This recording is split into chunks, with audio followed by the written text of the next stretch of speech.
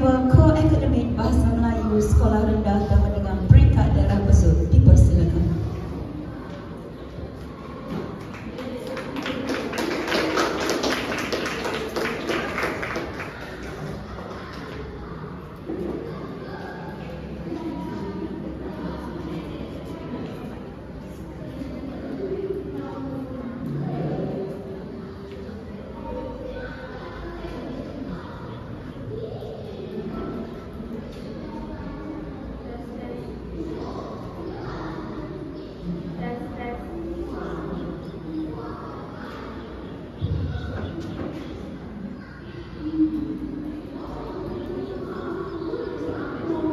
Tes.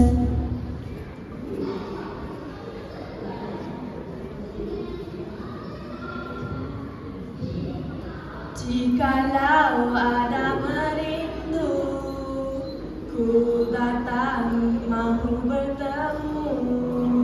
Kisah si Tonggang ramai yang tahu, dengarkanlah jadi pedoman selalu. Assalamualaikum dan salam sejahtera.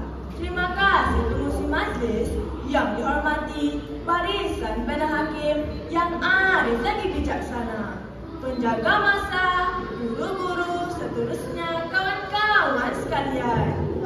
Kawan-kawan, ayo dengarkan bersama kisah si Tanggang, anak derhaka.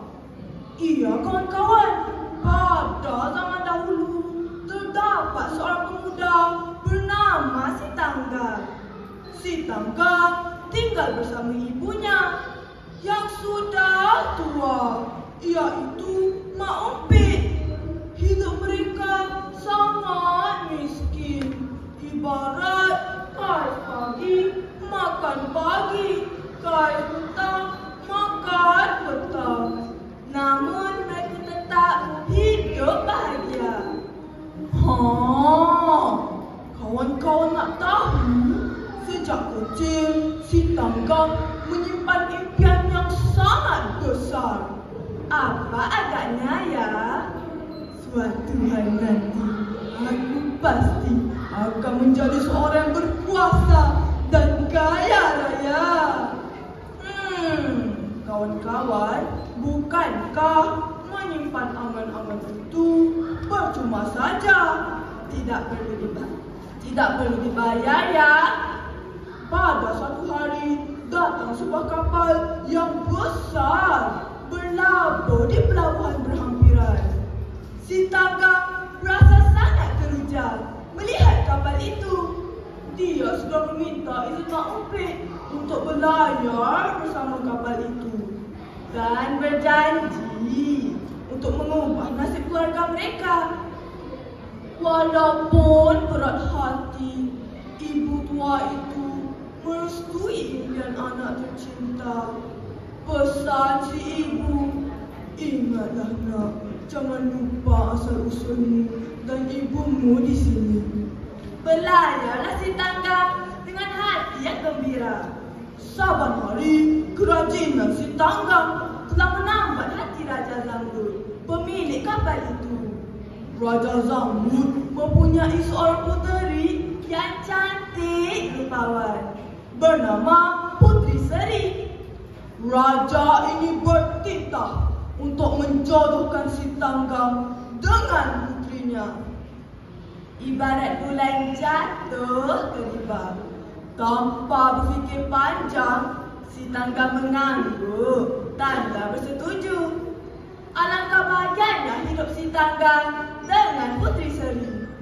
Tanpa disedari, si Tanggang telah berubah menjadi seorang yang angkuh dan sombong. Kawan-kawan, sementara itu di kampung, rawan hati seorang ibu menahan duka, menanggung rindu. Namun tangan ditadah mengucap syukur mendengar kabar kejayaan anak tercinta. Pada suatu hari, kapal mewah si Tanggang telah berlabuh di kampung asalnya. Berita ini telah sampai ke pengetahuan Mak Umpit.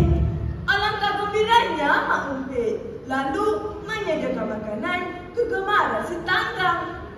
Mak Umpik tersenyum-senyum seharian membayang ke si Tanggang menikmati air tangga istimewanya. Namun kawan-kawan, apabila ternampak ibunya yang berpakaian lusuh dan tua itu, si Tanggang merasa tersangat malu. Putri Seri merasa hairan dan tertanya-tanya, siapakah gerangan wanita tua itu? Si Tanggang pula berpura-pura tidak mengenali ibunya itu. Dengan angkuh, si Tanggang kasar dan mengusir ibunya meninggalkan kapal mereka. Sedihnya si ibu, anak yang ditatang bagai minyak yang penuh, kini sanggup menderhaka kepadanya. Duhai, apakah gerangan budi balasan bagi insan melahirkan, membesarkan? Iya kawan-kawan, Mak Umpik berdoa, jika benar si Tanggang itu anaknya, semoga balasan Allah menimpanya. Tiba-tiba langit menjadi gelap, petir menyambar, ombak mengganas, kapal mewah si Tanggang dihantam panahan kilat. Ampunkan Tanggang, Ibu! Namun semuanya sudah terlambat. Si Tanggang serta kapalnya telah disumpah menjadi batu. Semuanya berlaku sekelip mata. Mengalir deras air mata Mak Umpik melihat kejadian itu, sambil berlalu pergi dengan hati hancur bergetar.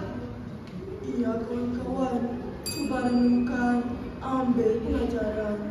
Pertama, jangan jadi anak derhaka.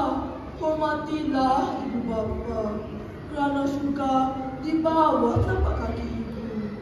Kedua, janganlah kita angkuh jika kita kaya, berkuasa dan berjaya. Ketiga, ingatlah asal usulmu. Tanpa orang tua, siapalah kita? Tamatlah sudah kisah si Tanggang. Ambil pedoman hidup duniawi. Terima kasih ucapan didendang. Izinkan Soleha mengundur diri. Sekian, terima kasih.